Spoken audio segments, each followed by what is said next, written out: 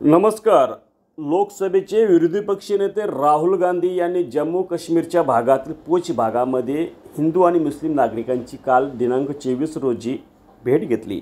या निमित्ताने पाकिस्तानच्या हल्ल्यामध्ये पूंछच्या काही भागात नुकसान झालं आहे, त्याची त्यांनी पाहणी केली। त्यांनी सांगितलं की मी लोकसभेच्या येणाऱ्या अधिवेशनात इथल्या भागाच्या जनतेच्या अडचणी मांडणार आहे आणि तिथल्या नागरिकांनी सांगितलं हिंदू मुस्लिमचा वाद नसून हिंदू मुस्लिम हातात हात घालून देशाच्या रक्षणासाठी आणि संरक्षणासाठी नेहमीच साथ देतो असं तिथल्या नागरिकांनी सांगितलं। हे ऐकून राहुल गांधी समाधानी झाले आहे।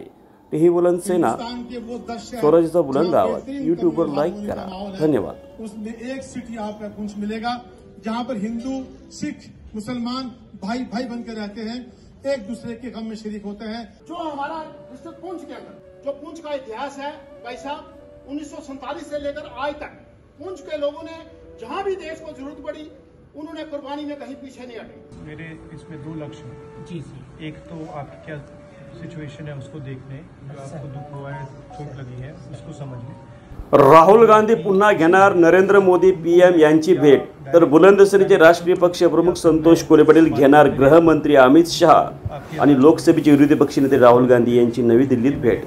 पंतप्रधान नरेंद्र मोदी साहेबांची भेटीसाठी वेळ मागणार आहे अशा प्रकारे आताच माहिती टीव्ही बुलंदशहरीचे पक्षप्रमुख संतोष कोल्हे पाटील यांनी दिली आहे।